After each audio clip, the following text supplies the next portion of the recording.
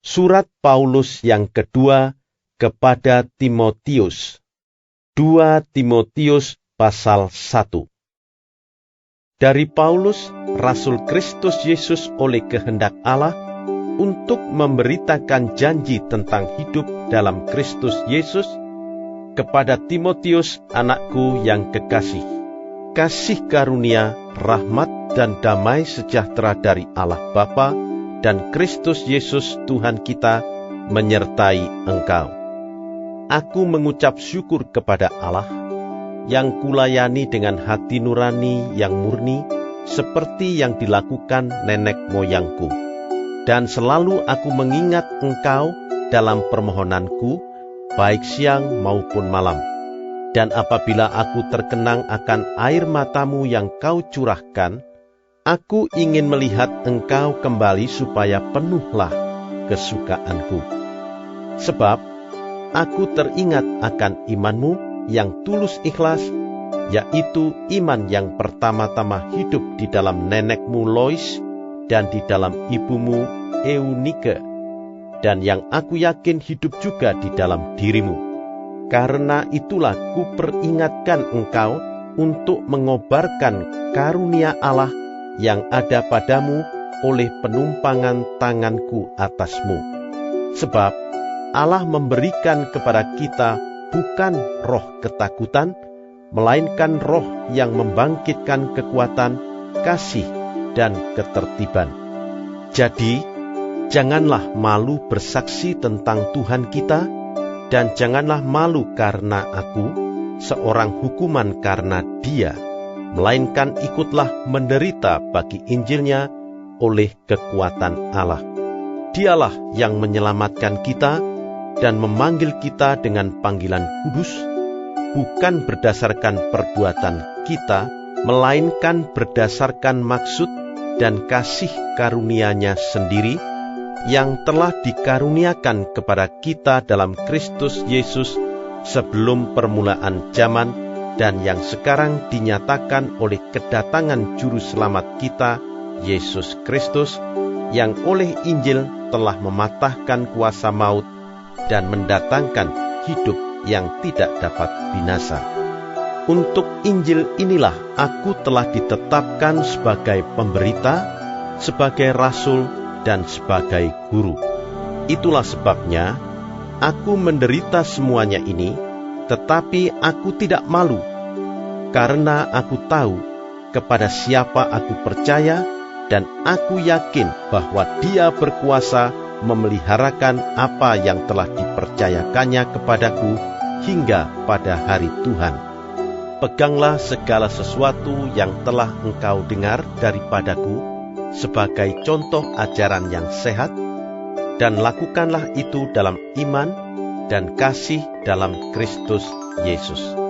Peliharalah harta yang indah yang telah dipercayakannya kepada kita oleh Roh Kudus yang diam di dalam kita. Engkau tahu bahwa semua mereka yang di daerah Asia Kecil berpaling daripadaku, termasuk Figelus dan Hermogenes. Tuhan kiranya mengaruniakan rahmat-Nya kepada keluarga Onesiforus yang telah berulang-ulang menyegarkan hatiku. Ia tidak malu menjumpai aku di dalam penjara. Ketika di Roma, ia berusaha mencari aku dan sudah juga menemui aku. Kiranya Tuhan menunjukkan rahmat-Nya kepadanya pada harinya. Betapa banyaknya pelayanan yang ia lakukan di Efesus, engkau lebih mengetahuinya daripadaku. 2 Timotius pasal 2.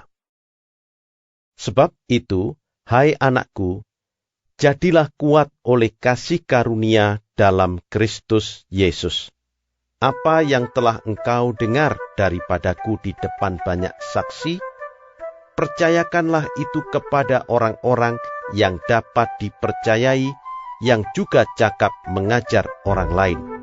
Ikutlah menderita sebagai seorang prajurit yang baik dari Kristus Yesus.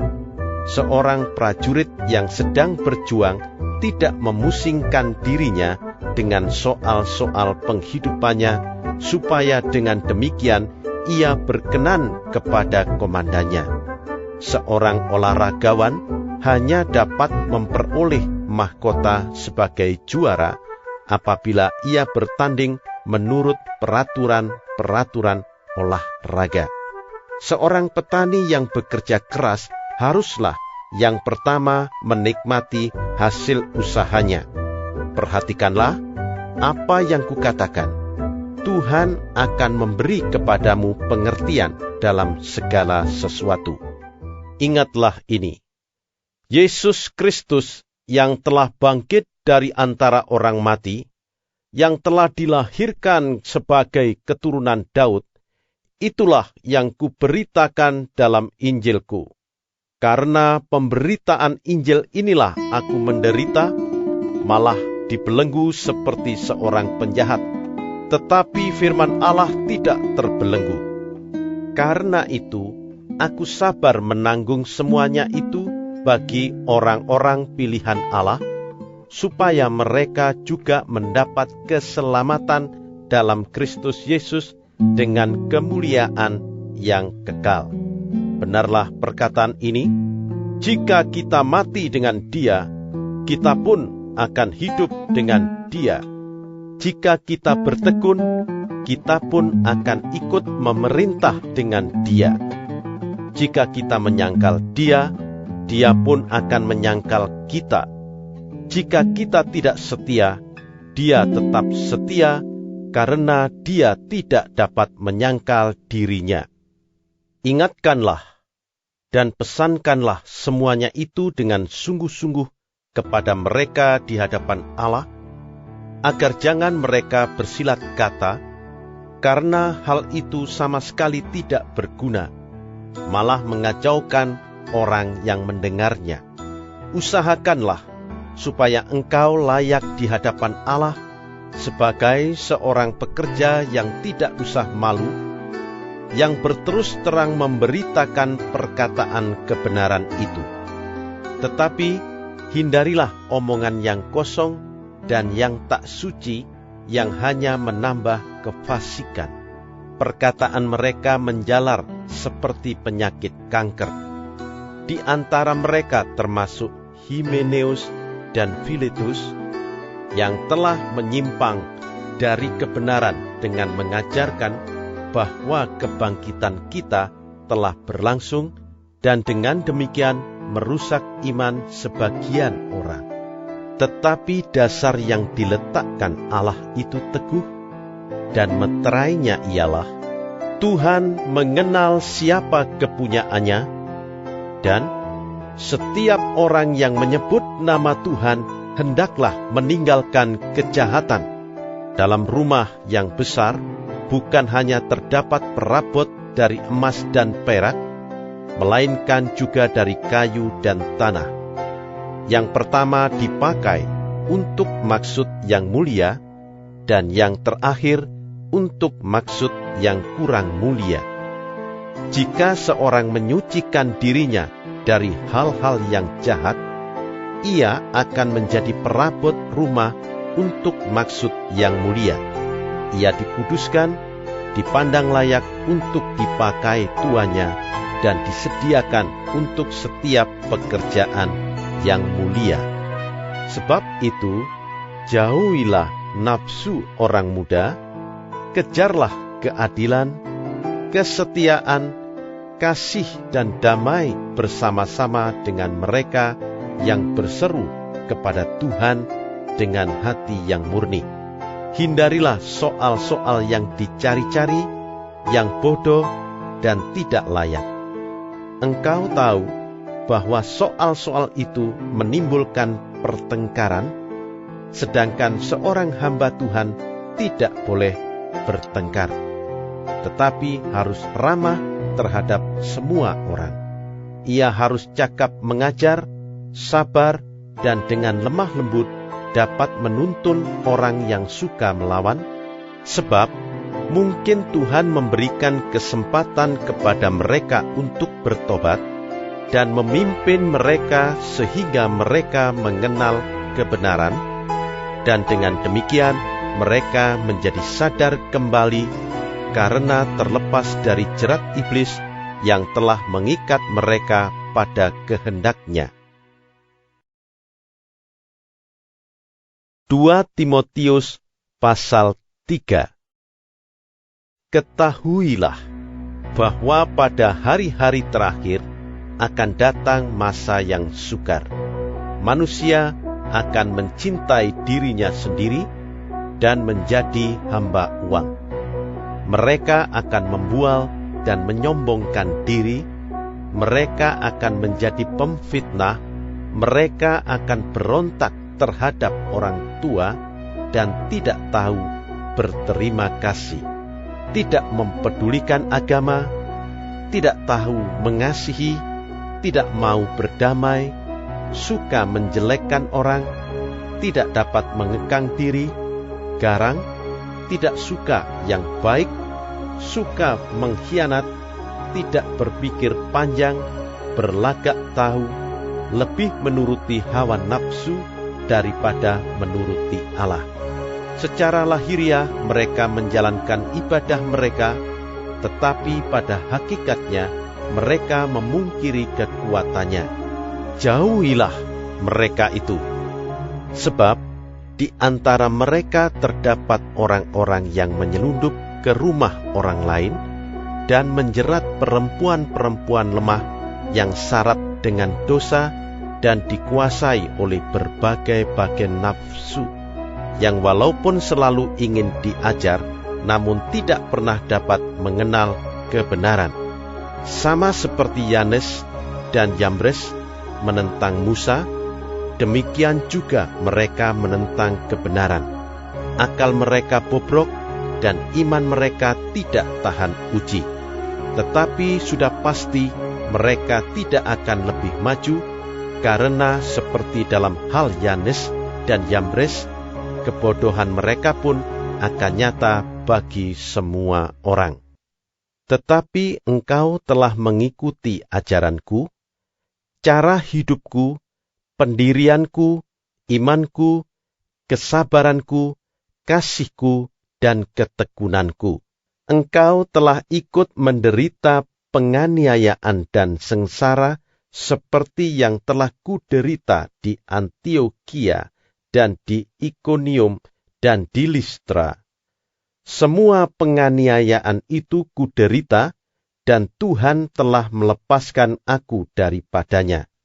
Memang, setiap orang yang mau hidup beribadah di dalam Kristus Yesus akan menderita aniaya, sedangkan orang jahat dan penipu akan bertambah jahat.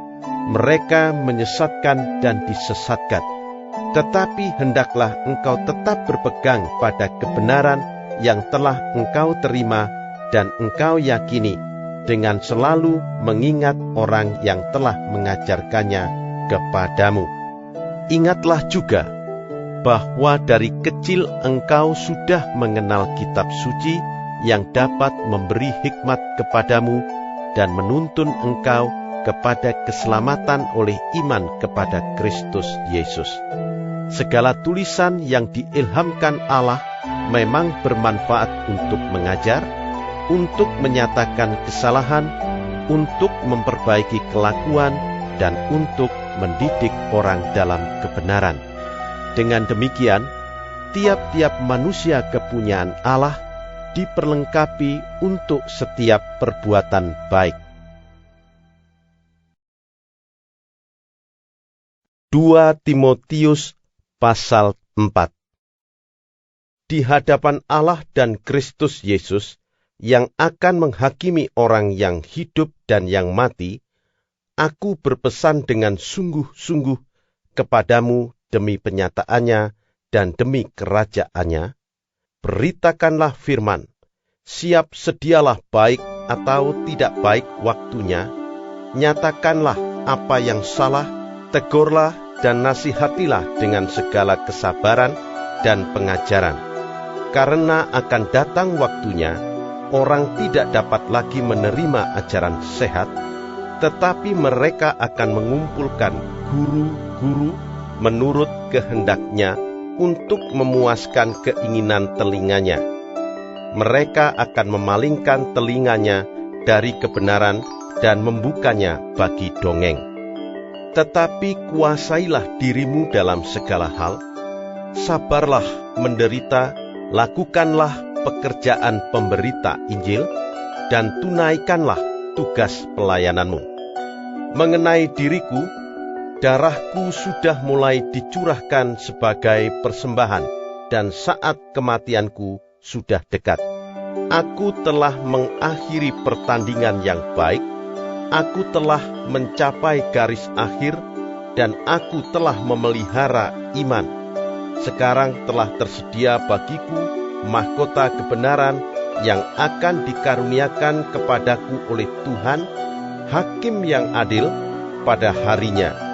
Tetapi bukan hanya kepadaku, melainkan juga kepada semua orang yang merindukan kedatangannya. Berusahalah supaya segera datang kepadaku, karena Demas telah mencintai dunia ini dan meninggalkan aku. Ia telah berangkat ke Tesalonika, Kreskes telah pergi ke Galatia, dan Titus ke Dalmatia. Hanya Lukas yang tinggal dengan aku.